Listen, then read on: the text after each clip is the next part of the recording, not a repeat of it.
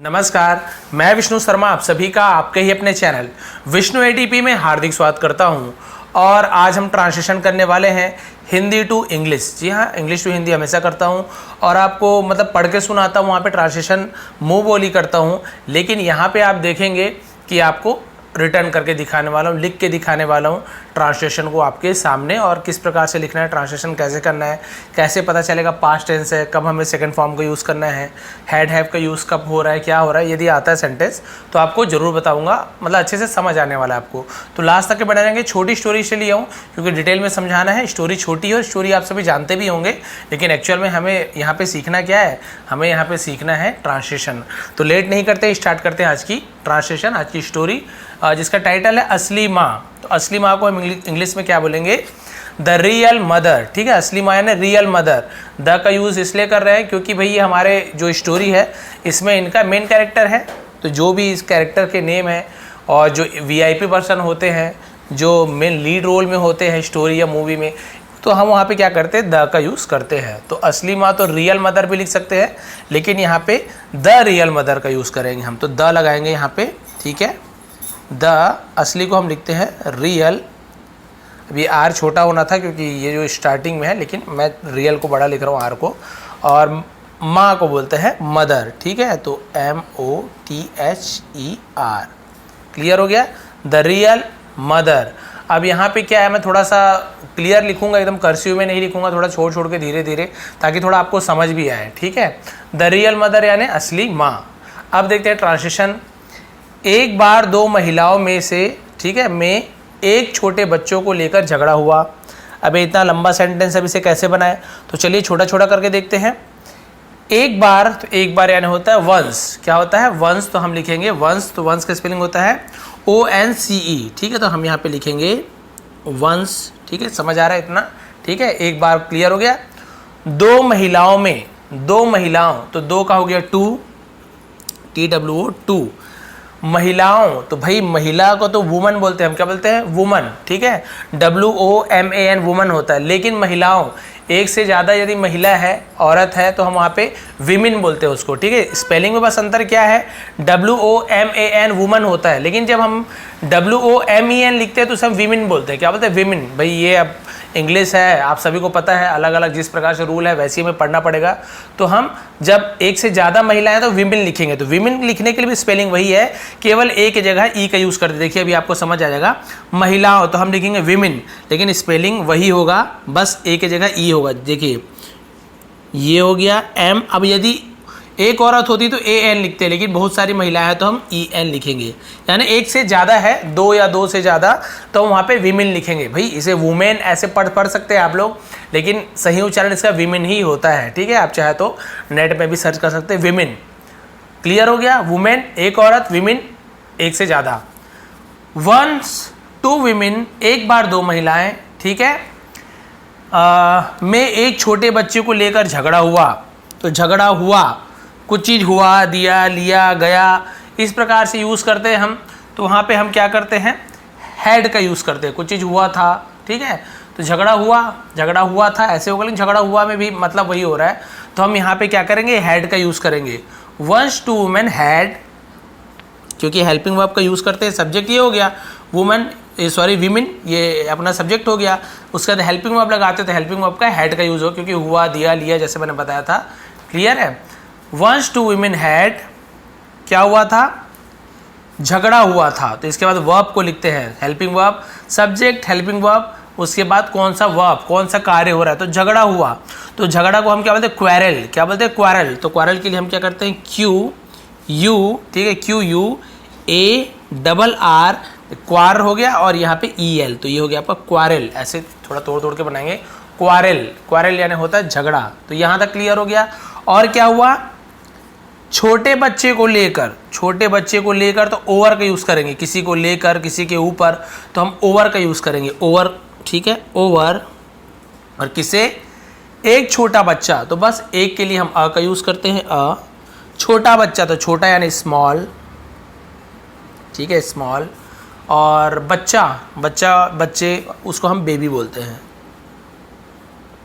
यहाँ तक क्लियर हो गया। कि once two women had quarrel over a small baby, एक बार दो महिलाओं में एक छोटे बच्चे को लेकर झगड़ा हुआ। बस यहाँ तक क्लियर हो गया। और कुछ बचा? नहीं बचा। आगे बढ़ते हैं। ये तो हो गया भाई। अब सेकंड सेंटेंस देखते हैं क्या है। प्रत्येक ने दावा किया कि वह बच्चे की माँ थी, यानी दोनों दावा कर रहे हैं कि हम बच्चे की माँ हैं। वो भी बोल रही है, ये भी बोल रही है। तब इसे इंग्लिश में कैसे लेंगे? प्रत्येक यानी हर एक, हर दोनों में से हर एक ने, तो प्रत्येक को हम इंग्लिश में बोलते हैं ईच। क्या बोलते हैं हम? ईच। ठीक है, तो देखिए इसका स्पेलिंग होगा आपका EACH, ईच यानी प्रत्येक, हर एक ने क्या किया? दावा किया। तो दावा करने को बोलते हैं क्लेम, दावा यानी क्लेम।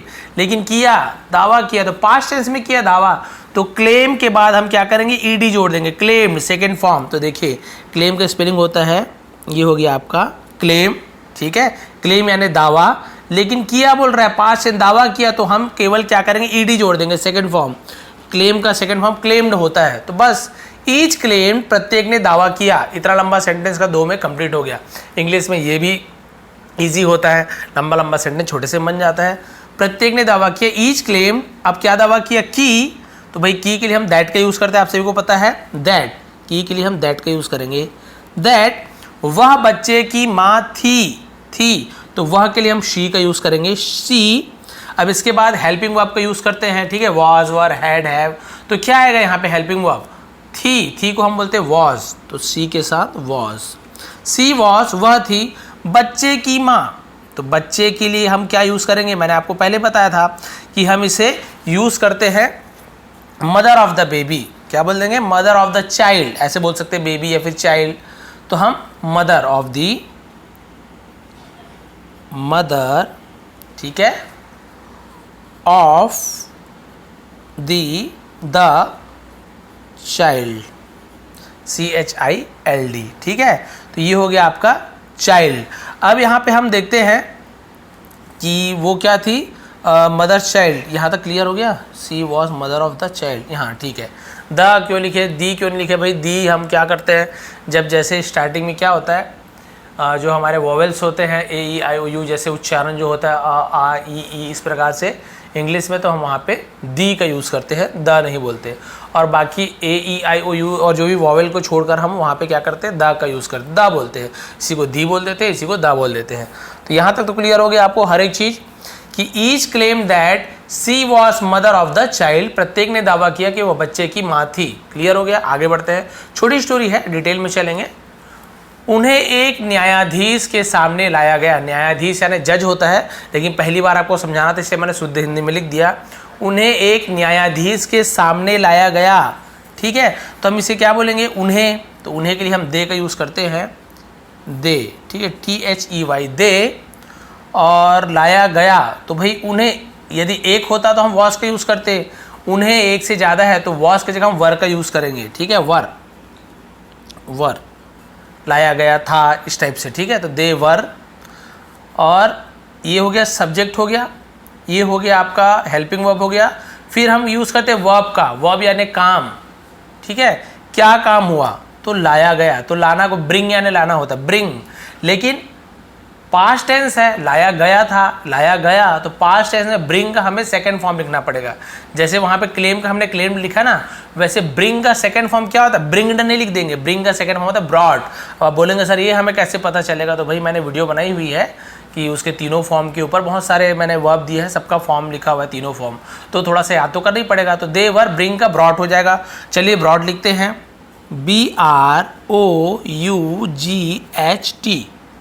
ब्रॉड, ब्रिंग का ब्रॉड हो गया। देवर ब्रॉड, उन्हें लाया गया। ठीक है, किसके? न्यायाधीश के सामने। के सामने के लिए हम बिफोर का यूज़ करेंगे, ऐसे जज बिफोर ऐसे नहीं लिखेंगे, हम पहले क्या करेंगे? बिफोर का यूज़ करेंगे। ठीक है, किसी के सामने, तो बिफोर यानी पहले भी होता है, बिफोर यानी किसी के सामने होता है, इन फ्रंट ऑफ भी होता है किसी के सामने, लेकिन हम बिफोर का यूज़ करेंगे। तो हम लिखेंगे यहाँ पे बिफोर। ठीक है, बिफोर एक न्यायाधीश, न्यायाधीश मैंने बताया आपको जज। तो जज का स्पेलिंग थोड़ा सा ध्यान देंगे। ठीक है, जज का स्पेलिंग वर्ड देखिए, JUD। ठीक है, यहाँ पे डी साइलेंट होता है लेकिन लिखते हैं, और GE, तो ये स्पेलिंग आप अलग अलग करके लिखो। मैं देखिए जज, यहाँ पे D साइलेंट होता है लेकिन लिखना तो पड़ेगा ही, जज, इस प्रकार से। दे वर ब्रॉड बिफोर अ जज, उन्हें एक न्यायाधीश के सामने लाया गया। अब न्यायाधीश को मैं जज ही लिखा हूँ आगे, क्योंकि आपको तो पता चल गया है। ठीक है, अब आगे बढ़ते हैं। समझ आ रहा ना यहाँ तक के? जज ने दोनों महिलाओं की बात सुनी। भाई वर्ड का मीनिंग भी आपको पता होना चाहिए, थोड़ा सा टेंस का ज्ञान होना चाहिए, फिर बहुत सारे वर्ड्स बन जाते हैं, सेंटेंसेस बन जाते हैं। जज ने दोनों महिलाओं की बात सुनी। अब देखते हैं भाई, जज ने तो होगा, जज को हम द जज लिखेंगे। क्या लिखेंगे? द जज, क्योंकि ये भी यहाँ पे स्पेशल रोल है भाई इसका, ये भी एक क्या है, मेन पार्ट है, कैरेक्टर है, तो हम लिखेंगे यहाँ पे द। ठीक है, जज के स्पेलिंग आपको यहाँ पे लिख के दिया था मैंने, JUDGE, जज, द जज। जज ने, अब ये हो गया जज ने, है ना, क्या की? महिलाओं की बात सुनी, बात सुनी। तो भाई कुछ चीज़ सुनना, वर्ब क्या है? सुनना। तो हम यहाँ पे सुनने के लिए हम क्या होता है? लिसन यानी होता है सुनना, लिसन यानी सुनना। लेकिन सुनी पास्ट टेंस, तो लिसन का पास्ट टेंस यानी सेकंड फॉर्म होता है लिसन, लिसन, ईडी जुड़ जाता है। तो चलिए हम लिखते हैं यहाँ पे LI, यहाँ पर भी देखेंगे ना स्पेलिंग, S लिस हो गया, फिर T जोड़ेंगे हम, T भी साइलेंट होता है लेकिन स्पेलिंग में T जोड़ते हैं, और ये हो गया आपका लिसन, लिसन, लिस्टन नहीं पढ़ेंगे, लिसन, T साइलेंट होता है। लेकिन मैंने क्या बताया? बात सुनी यानी पास्ट टेंस है, तो हम लिसन का सेकंड फॉर्म होता है लिस्टन, लिसन, ये लिसन, ये हो गया लिसन, T को नहीं पढ़ना है। क्लियर हो गया? द जज लिसन, जज ने सुनी, ऐसे हो गया। अब किससे सुनी? क्यों भाई दोनों महिलाओं को हम पहले क्यों नहीं लिख रहे, बाद में क्यों लिख रहे? क्योंकि भाई टेंस में यही होता है, पहले हम लिखते हैं आपका सब्जेक्ट को लिखते हैं, हेल्पिंग वर्ब लिखते हैं, लेकिन यहाँ पे हेल्पिंग वर्ब नहीं है, क्योंकि यहाँ पे सीधा क्या हो रहा है, आपका पास्ट इंडेफिनिट टेंस पे बात हो रही है, क्योंकि सीधी सी बात है, सिंपल पास्ट टेंस है, तो कोई हेल्पिंग वर्ब नहीं है, केवल सेकंड फॉर्म लिखने से हमारा काम बन जाता है यहाँ पे। तो यहाँ तक क्लियर हो गया। फिर क्या करते हैं? वर्ब को लिखते हैं, तो वर्ब तो ये हो गया, सब्जेक्ट हो गया, वर्ब हो गया, हेल्पिंग वर्ब नहीं है, वर्ब हो गया। फिर हम क्या लिखते हैं? उसके बाद ऑब्जेक्ट को लिखते हैं, किसकी बात सुनी, कहाँ गया, किसे खाया, तो ऑब्जेक्ट को लास्ट में ही ज़्यादातर लिखा जाता है। ठीक है, अपवाद होता है भाई कई, हर चीज़ में, वो आप सभी को पता है, लेकिन जो मेन रूल है, जो आपको ज़्यादातर जानना चाहिए, जो ज़्यादा यूज़ होता है, जो वो रूल यही है कि जो ऑब्जेक्ट है उसे हम ज़्यादातर लास्ट में लिखते हैं। तो देखिए सब्जेक्ट हो गया, वर्ब हो गया। अब क्या हो गया? द जज लिसन, जज ने सुनी। अब क्या सुनी? देखिए दोनों महिलाओं की बात, दोनों महिलाओं की, तो भाई दोनों महिलाओं के लिए होता है, यहाँ पे प्रीपोजिशन टू लगाएंगे, प्रीपोजिशन का यूज़ करेंगे। भाई किसकी बात सुनी, कहाँ गए, तो प्रीपोजिशन का यूज़ करते हैं। ठीक है, टू, दोनों के लिए हम बोथ का यूज़ करते हैं, बोथ। ठीक है, महिलाओं तो मैंने आपको पहले बताया विमेन, ठीक है, बार बार वही चीज़ नहीं बताऊंगा, बोथ विमेन, यहाँ बस हो गया। और क्या? जज ने दोनों महिलाओं की बात सुनी, द जज लिसन टू बोथ विमेन, हो गया, बस खत्म, इतना और कोई टेंशन नहीं है। अब आगे बढ़ते हैं। यह तय करना वास्तव में, वास्तव को सचमुच भी बोलते हैं, यह तय करना सचमुच में एक कठिन मामला था। देखने में बड़ा डेंजर लग रहा है, देखते हैं ट्रांसलेशन करके। यह के लिए हम इट का यूज़ करेंगे, इट। ठीक है, इट, ऐसे मैं बड़ा ही ऐसे लिखता हूँ, इट था। अब हेल्पिंग वर्ब, सब्जेक्ट तो इट हो गया, हेल्पिंग वर्ब क्या है? तो भाई लास्ट में लिखा है, लेकिन हमें ये पता करना है हेल्पिंग वर्ब है क्या। हाँ लिखा हुआ है था, तो इट के बाद हम वॉज का यूज़ करेंगे, क्योंकि इट के साथ वर नहीं लगता है, वॉज लगता है। इट वॉज, ये था, क्या था? सचमुच में, वास्तव में, तो हम इसे लिखें रियली। ठीक है, ये होता है LLY। ठीक है, रियली, इट वॉज रियली, यह सचमुच में क्या था? एक कठिन मामला, एक तो होता है अ, कठिन, डिफ़िकल्ट, तो डिफ़िकल्ट का स्पेलिंग भी याद रखेंगे, DI। ठीक है, FF, ठीक है, FF का यूज़ करेंगे, I, डिफ़ी। ठीक है, यहाँ तक डिफ़ी, और कल्ट तो हम LT, cult, difficult, difficult, a difficult. It was really a difficult, ये सचमुच में एक कठिन, अच्छा मामला था भी बचा हुआ है, तो मामला को हम बोलते हैं केस। क्या बोलते हैं? केस, केस यानी होता है मामला, डिफ़िकल्ट केस। और क्या करने का? तय करना, तय करना, तय करने का, तो तय करने को हम बोलते हैं टू डिसाइड। क्या बोलते हैं? डिसाइड। बस यहाँ तक क्लियर हो गया। It was really a difficult case to decide, यह तय करना वास्तव में कठिन मामला था, कठिन काम था, कठिन मामला था। इस प्रकार से हम सेंटेंस बन गया। और आपको स्टोरी भी समझ आ रही कि नहीं, कि दो महिला थे, दोनों लड़ रहे थे कि मेरी बच्चा है, मेरा बच्चा है, न्यायाधीश के सामने लाया गया, दोनों की बात सुनी और ये सचमुच में कठिन मामला था। भाई कैसे जानेंगे कि कौन किसकी माँ है? स्टोरी आप सभी जानते हैं, लेकिन फिर भी स्टोरी जो नहीं जानते, क्या पता किन्हीं को नहीं पता हो, तो उनको भी तो जानना जरूरी है। फिर क्या हुआ देखिए, जज उलझन में था, ये फुल स्टॉप है तो पहले इतना को कंप्लीट कर लेते हैं, आगे नहीं पढ़ते। पहले देखिए, जज उलझन में था, तो अब इसे हम क्या कहेंगे कि जज उलझन में था, तो द जज की स्पेलिंग तो आपको याद होगी, ठीक है। द जज उलझन में था तो द जज वॉज, क्योंकि सब्जेक्ट जज है, सब्जेक्ट कौन उलझन में था? जज था। तो भाई यहाँ पे ये मान लो बोलते रामू उलझन में था तो रामू सब्जेक्ट होता, बोलते मैं उलझन में था तो आई का यूज़ करते, ठीक है। तो जज, अब जज के साथ वॉज, और क्या था वो? उलझन। उलझन को हम बोलते हैं कन्फ्यूज्ड, ठीक है, कन्फ्यूज्ड, क्योंकि था पास्ट टेंस है तो हम लिखेंगे कन, ठीक है। फिर ये फ्यू, इसे हम फ्यू ऐसे पढ़ते हैं, ये कन्फ्यूज्ड। द जज वॉज कन्फ्यूज्ड। यहाँ तक क्लियर हो गया पहला लाइन। अब आगे बढ़ते हैं। गहराई से सोचने के बाद जज ने हल निकाला। गहराई से सोचने के बाद तो इसे हम पहले लिखते हैं, जब भी कुछ चीज़ करने के बाद तो हम वहाँ पे आफ्टर का यूज़ पहले करते हैं, ठीक है। तो हम यहाँ पे आफ्टर का यूज़ पहले करेंगे, ये आफ्टर, TER, ठीक है। आफ्टर सोचने के, तो थिंकिंग,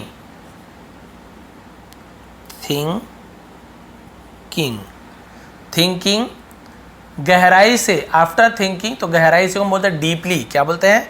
डीपली। तो भाई डीपली तो EE ऐसे होता है, ठीक है, PL और Y, डीपली यानी गहराई से, डीप का डीपली हो जाता है गहराई से।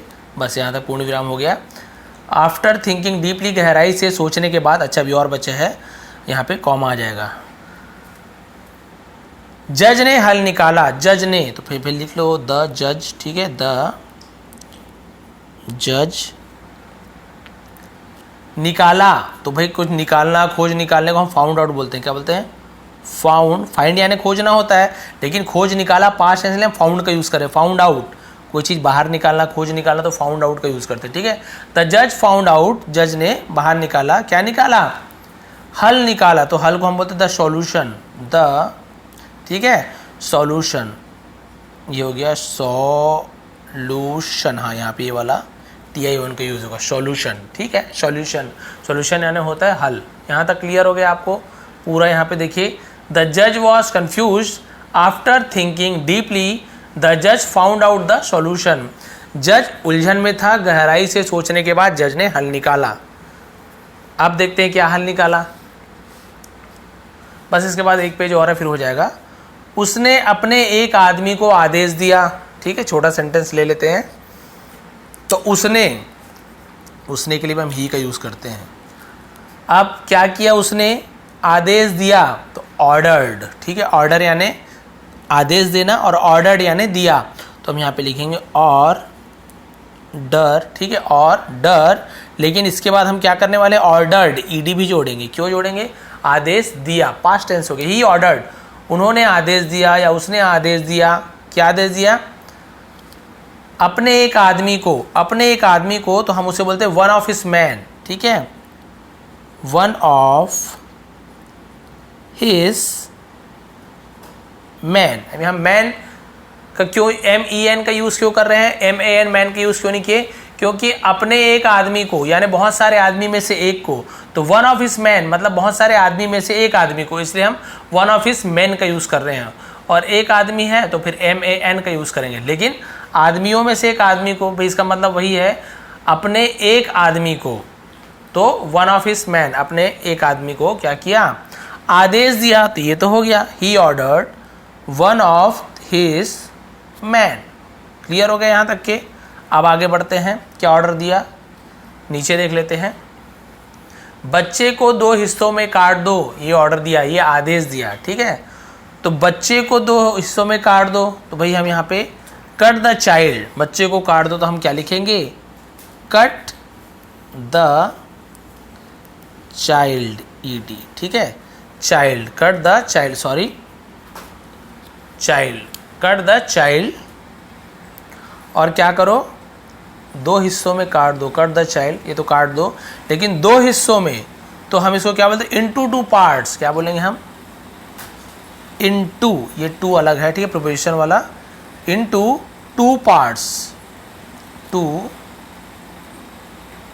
पार्ट्स, इनटू यानी होता है में, इनटू यानी में, ठीक है, cut the child into two parts, ठीक है, यहाँ तक तो क्लियर है कि बच्चों को दो हिस्सों में काट दो। अब आगे बढ़ते हैं, प्रत्येक महिला को एक हिस्सा दो, प्रत्येक, तो मैंने पहले प्रत्येक के लिए आपको बताया था वहाँ पे, ठीक है, कि वहाँ पे प्रत्येक के लिए हमने क्या यूज़ किया था, हमने वहाँ पे यूज़ किया था ईच, किसके यूज़ किया था हमने, ईच। तो फिर देखते हैं यहाँ पे,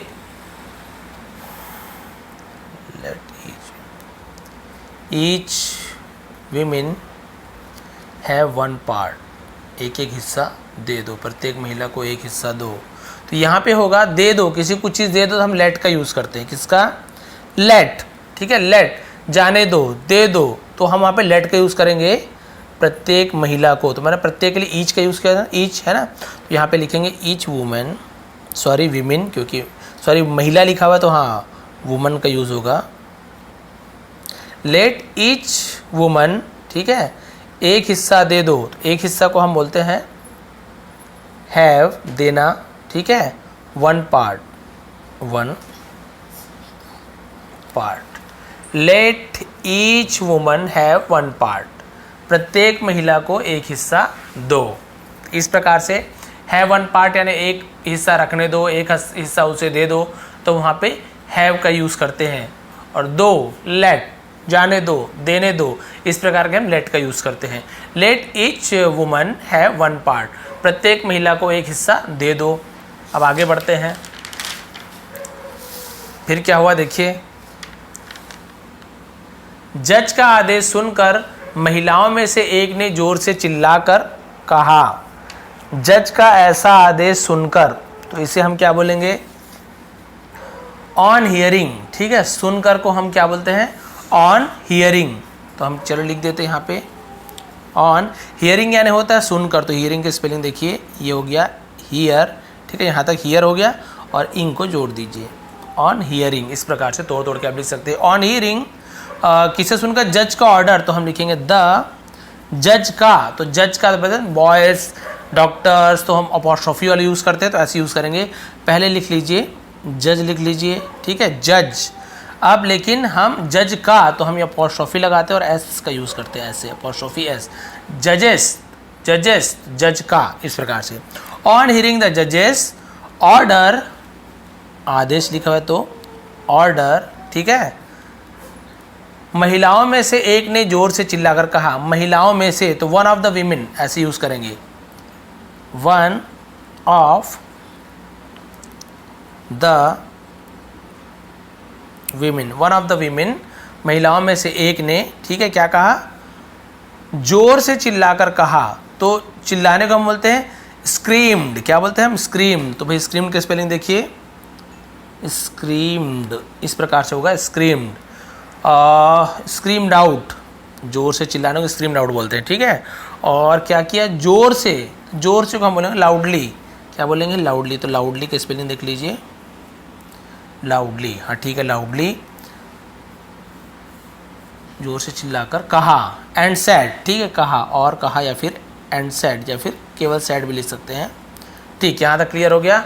ऑन हियरिंग द जजेस ऑर्डर, जज के आदेश को सुनकर महिलाओं में से एक, तो वन ऑफ द ऐसे यूज़ करते हैं, जैसे बोलेंगे मान लीजिए कि लड़कों में से एक, तो वन ऑफ द बॉयज़, ठीक है, जानवरों में से एक, तो वन ऑफ द एनिमल्स, फूलों में से एक, वन ऑफ द फ्लावर्स, तो इस प्रकार से यूज़ करते हैं, उनमें से एक, तो वन ऑफ द का यूज़ करते हैं, ठीक है। तो महिलाओं में से एक के लिए वन ऑफ द वीमेन, चिल्लाकर कहा, तो स्क्रीम्ड आउट यानी चिल्लाना, जोर से चिल्लाकर, तो लाउडली, स्क्रीम्ड आउट लाउडली, ऐसे बोलते हैं लाउडली स्क्रीम आउट, तो ऐसे सही नहीं है, स्क्रीम आउट लाउडली, ये सही उसका नियम है।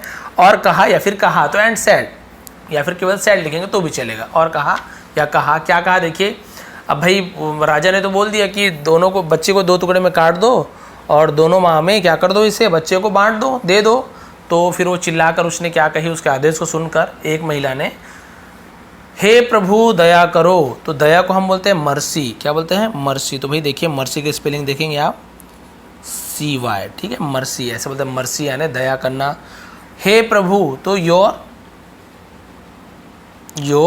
जैसे हम बोलते हैं योर ऑनर ऐसे बोलते हैं ना, यहाँ पे योर लॉर्डशिप क्या होगा, यहाँ पे लिखेंगे LORD लॉर्ड, हाँ योर लॉर्ड, ठीक है। शिप के लिए हम SHIP ship sorry, mercy your lordship, ठीक है, हे प्रभु दया करो। तो इसके लिए हम इस प्रकार का यूज़ करते हैं मर्सी योर लॉर्डशिप। उसके बाद क्या हुआ देखिए, यहाँ तक क्लियर हो गया, पूर्ण विराम है, फुल स्टॉप है। उस महिला को बच्चे को रखने दो, तो कुछ चीज़ करने दो, तो मैंने लेट का यूज़ बताया था आपको, तो लेट उस महिला को, तो दैट का यूज़ करते हैं उसके लिए हम, ठीक है, दैट।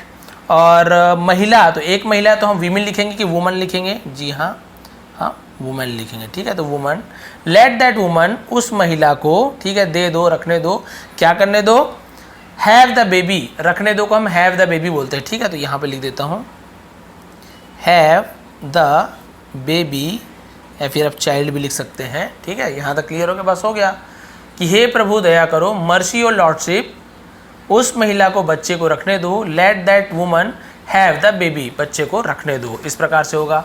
आगे बढ़ते हैं, बस इतना ही बच्चे, फिर हो जाएगा। बेचारे को जीने दो, तो बेचारे को तो कुछ चीज़ करने दो, तो लेट का यूज़ मैंने आपको बताया था ना अभी, तो लेट, हम लेट का यूज़ करेंगे, ठीक है। बेचारे को हम द पुअर बोलते हैं, क्या बोलते हैं, पुअर, पुअर की स्पेलिंग POOR, गरीब यानी भी पुअर होता है, बेचारे को भी पुअर बोलते हैं। Let the poor leave, let the poor leave, बेचारे को जीने दो, ठीक है। अब यहाँ तक फुल स्टॉप हो गया। मैं अपना दावा छोड़ देती हूँ, यानी जो दावा कर रही थी कि मेरा बेटा है उसको मैं अब छोड़ देती हूँ, उसी को ही दे दो, उस औरत को, तो मैं अपना दावा छोड़ देती हूँ, तो इसे कैसे बोलेगी, छोड़ देना किसी चीज़ को गिव अप बोलते हैं, क्या बोलते हैं, गिव अप कर देना, ठीक है, छोड़ देना, त्याग देना, तो गिव अप। तो मैं को पहले लिख लेते हैं, आई क्या कर दी, छोड़ देती हूँ, तो हम उसे गिव अप बोलेंगे, आई give up, give up, give up यानी होता है छोड़ देना, त्याग देना। मेरा दावा या अपना दावा, तो उसे हम लिखेंगे माई क्लेम, क्लेम यानी होता है दावा, आई गिव अप माई क्लेम, ठीक है, पास्ट टेंस में नहीं है, देखिए क्या लिखा हुआ है, मैं अपना दावा छोड़ देती हूँ, हूँ यानी प्रेजेंट टेंस वाली सेंटेंस है, इसलिए मैंने क्लेम का क्लेम्ड ऐसे नहीं लिखा है या गिव अप नहीं लिखा हुआ है, ठीक है, गिव अप ही लिखा हूँ क्योंकि प्रेजेंट टेंस का सेंटेंस है। यहाँ तक क्लियर हो गया कि I give up my claim to it, to it, to it यानी मैं अपना दावा छोड़ देती हूँ, इस पर छोड़ देती हूँ, तो टू इट का यूज़ करेंगे। यहाँ तक क्लियर हो गया वाला सेंटेंस। आगे बढ़ते हैं, बस 2 ही बचा है, उसका तो हो जाएगा, सॉरी 3 बचे, छोटा सा है। दूसरी औरत चुप रही, औरत ऐसे होगा मेरे ख्याल, और लिखती हूँ मैं, दूसरी औरत चुप रही, दूसरी को हम बोलते हैं द अदर, ठीक है, द अदर औरत, तो हम वुमन लिखेंगे, ठीक है, वुमन लिखेंगे क्योंकि एक औरत है, दूसरी औरत, तो द अदर वुमन चुप रही, तो कुछ चीज़ रही, ठीक है, तो हम वहाँ पे रिमेंड का यूज़ करते हैं, क्या करते हैं, रिमेंड, बनी रही, तो हम वहाँ पे रिमेंड, चुप बनी रही ऐसे तो नहीं बोलेंगे, चुप रही तो भी हम वहाँ पे रिमेंड का यूज़ करते हैं। द अदर वुमन रिमेंड, क्या रही, चुप, चुप को हम बोलते हैं क्वाइट, बोलते हैं कीप क्वाइट ऐसे बोलते हैं ना, शांत रहो, कीप साइलेंट, तो साइलेंट वाला भी होता है और क्वाइट यानी भी चुप रहना होता है। तो the other woman remained quite, दूसरी ओर चुप रही, ठीक है, उसका क्या हुआ, फुल स्टॉप हो गया। बुद्धिमान जज ने असली माँ को पहचान लिया, बुद्धिमान जज, तो हम द का यूज़ करेंगे क्योंकि बुद्धिमान जज है, तो जज के बारे में बात हो रही है, तो जज, बुद्धिमान को बोलते हैं वाइज, द वाइज जज, तो जज को जज ही लिखेंगे हम, द वाइज जज ने असली महिला को पहचान लिया, पहचान लिया तो ये वर्ब हो गया, ये हो गया सब्जेक्ट, वर्ब पहचान लेना, पहचान लेने को हम बोलते हैं रिकॉग्नाइज्ड, क्या बोलते हैं हम, रिकॉग्नाइज, स्पेलिंग को देखते जाएंगे आप, ठीक है, ये री क, ठीक है, फिर यहाँ पे जी रिकग, फिर हम नाइज लिखेंगे, तो NIZED, रिकॉग्नाइज्ड, ठीक है, रिकॉग्नाइज्ड यानी होता है पहचान लिया, क्योंकि पहचान लिया पास्ट टेंस है, रिकॉग्नाइज नहीं है, रिकॉग्नाइज्ड, पहचान लिया, किसे पहचान लिया, असली माँ को, तो ये क्या हो गया, आपका ऑब्जेक्ट हो गया, किसे पहचान ले तो लास्ट में आएगा असली माँ को, तो होगा असली माँ को हम लिखेंगे द रियल मदर। ठीक है, यहाँ तक क्लियर हो गया। The other woman remain quite, the wise जज रिकॉग्नाइज द रियल मदर। ठीक है, यहाँ तक क्लियर हो गया। बुद्धिमान जज ने असली माँ को पहचान लिया, बस इतना ही खत्म है। उसने बच्चे को उस महिला को दिया जो अपना दावा छोड़ने को तैयार थी। तो पहले इसको देख लेते हैं। उसने बच्चे को उस महिला को दिया, तो भाई यहाँ पे क्या होगा कि उसने, तो भाई उसने के लिए हम ही का यूज़ करेंगे, ही। ठीक है, दिया, तो दिया लिया को हम गिव यानी देना होता, लेकिन पास्ट टेंस है तो गेव, ही का गेव हो जाएगा। ही गेव बच्चे को, तो हम लिखेंगे the baby, he gave the baby. ठीक है, उसने बच्चे को दिया, तो उस ही गेव द बेबी, किसे दिया, उस महिला को। तो भाई किसी को दे रहे हैं, किसी कहीं जा रहे हैं, तो प्रीपोजिशन टू का यूज़ करते हैं, टू महिला को, तो फिर द वुमन। ठीक है, यहाँ तक लिए ही gave the baby to the woman, उसने उस बच्चे को, महिला को दे दिया। और उसके बाद क्या किया, जो अपना दावा छोड़ने को तैयार थी, जो के लिए हम हु का यूज़ करते हैं, हु यानी कौन भी होता है, जो भी होता है। ठीक है, हु अपना दावा छोड़ने को तैयार थी, तो हु वॉज, जो थी, क्या थी, दावा छोड़ने को तैयार थी, दावा छोड़ना। तो भाई मैंने बोला किसी चीज़ को त्याग करना, छोड़ना, तैयार थी, तो हम पहले तैयार थी को लिख लेते हैं रेडी, ये हो गया रेडी।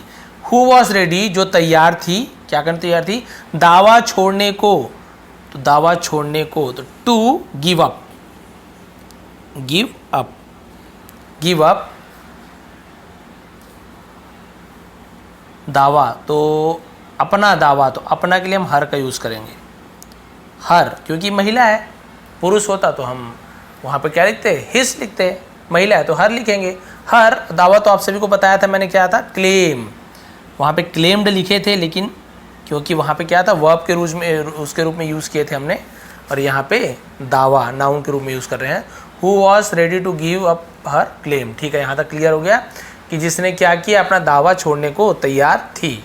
अब लास्ट में देखते हैं, तो स्टोरी भी समझ आ रहा है कि नहीं आ रहा है आपको, कि जज ने पहचान लिया। भाई औरत जब बोली कि ठीक है, जो औरत बोली कि रहने दो, मत काटो, दूसरे में उस औरत को दे दो इस बच्चे को, फिर जज समझ गया कि भाई असली माँ कौन ही है, जो अपना दावा छोड़ने को तैयार हो गई। भाई असली माँ तो वही होगी ना, कि जो अपने बच्चे को, भले वो अपने पास मत रहे, लेकिन वो हमेशा जिंदा रहे, किसी के पास भी रहे, तो वो चिल्लाई नहीं ऐसा मत करो, उसके इस माँ को दे दो, जो दूसरी औरत है उसे ही दे दो, वही उसकी असली माँ है, ऐसे उसने बोल दिया।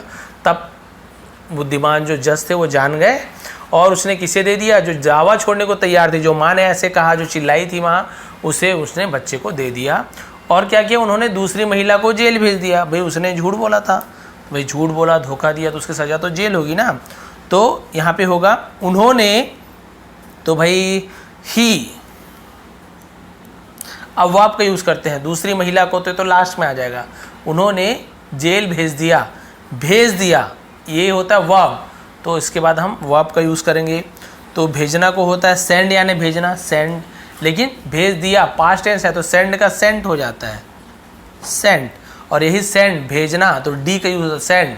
ठीक है, ही सेंड, उसने भेजा या भेज दिया दूसरी महिला को, तो द अदर वुमेन। ठीक है, द अदर वुमन, कहाँ भेजा, जेल भेज दिया, तो प्रीपोजिशन टू का यूज़ करेंगे। मैंने बताया ना, कहाँ जा रहे हो, किसे भेज रहे हो, क्या कर रहे हो, the other woman to jail, उन्होंने दूसरी महिला को जेल भेज दिया, he send the other woman to jail. बस यहाँ तक हो गया, स्टोरी ख़त्म। अब इसे मोरल क्या मिलती है, सच की हमेशा जीत होती है, सच की हमेशा, ट्रूथ हमेशा, ऑलवेज होती है, ती है, ता है, तो हम ऐसे ईएस का यूज़ करते हैं। तो ट्रूथ ऑलवेज, जीत यानी क्या होता है, विन्स। ठीक है, क्या होता है, विन। लेकिन ता है, ती है, ते है, तो हम ऐसे ईएस का यूज़ करते हैं, तो ऐसे लगाएंगे। ट्रूथ ऑलवेज विन्स, सच की हमेशा जीत होती है। ये हमारी मोरल थी आज की स्टोरी की। और आप देखेंगे ये थी पूरा ट्रांसलेशन, और इसका आप स्क्रीनशॉट ले सकते हो। बिल्कुल देखिए, स्क्रीनशॉट ले लेंगे, यहाँ तक पॉज करिए और स्क्रीनशॉट लेते जाइए, तो टाइम ही टाइम रहेगा आपके पास। ये स्क्रीनशॉट ले लीजिए इसका, ठीक है, यहाँ तक हो गया। उसके बाद फिर आप आगे बढ़ाता हूँ, स्क्रीनशॉट ले लीजिए। और नहीं तो आप क्या कीजिए, फेसबुक में जाएंगे ना, वहाँ पे फेसबुक में आपको इसका क्लियर, आपको HD में क्लियर मिल जाएगा। तो फेसबुक का पेज नीचे लिंक दिया हुआ, वहाँ पे जाके आप क्या कर सकते हैं, उसे देखिए आसानी से वहाँ पे आपको मिल जाएगा, ठीक है। तो ये थी आज की स्टोरी, बहुत लंबी लगी स्टोरी मैंने बताया ना, इतनी छोटी स्टोरी 2 पेज में ख़त्म हो गया, लेकिन एक एक वर्ड का मीनिंग समझाना था, कहाँ पे किसका यूज़ करना है, कब करना है, तो भाई बहुत ज़्यादा समय लगता है, इसलिए मैं छोटी स्टोरी लिया। और यदि मेहनत पसंद आई हो, क्योंकि लगातार आपको पढ़ाता हूँ इतने देर तक, और हर एक वर्ड की स्पेलिंग ध्यान देना पड़ता है कि कहीं गलत ना हो जाए, तो बहुत सारी चीज़ ध्यान से लिखना पड़ता है। कई बार गलती हो जाती है, सुधार करना पड़ता है, लिखते लिखते हो जाता है, कई बार मिस्टेक हो जाती है, तो सुधार करना पड़ता है ताकि आपको गलत जानकारी ना मिले। तो बहुत ध्यान से वीडियो को बनाना पड़ता है, पहले तो तैयारी करनी पड़ती है, इतना सारा लिखना पड़ता है, फिर ट्रांसलेशन करो, कहीं गलती ना हो जाए, बहुत कुछ ध्यान देना पड़ता है, रिटर्न में टाइम लगता है। यदि मेहनत पसंद आई हो, वीडियो पसंद आई हो, कुछ समझ आया हो, और जो कुछ समझ नहीं आया हो तो कमेंट करेंगे कि सर हमें ये चीज़ में प्रॉब्लम है, और समझ आया तो भी कमेंट करेंगे सर समझ आ गया, ताकि मुझे पता चले कि कितने लोगों को समझ आया, कितने को नहीं आया, और मेहनत थोड़ी काम आ रही कि नहीं आ रही है, और जो भी प्रॉब्लम हो वो भी कमेंट करेंगे। तो ये थी आज की स्टोरी, थोड़ी पसंद आई हो तो प्लीज़ लाइक शेयर करेंगे। नए हैं चैनल पे तो सब्सक्राइब कीजिए, शेयर कीजिए, बेल आइकन को दबाइए, ऑल को प्रेस कीजिए, ताकि आने वाली सभी वीडियो को नोटिफिकेशन सबसे पहले आप तक पहुँच सके। आप सभी का बहुत बहुत धन्यवाद, आपका दिन शुभ रहे।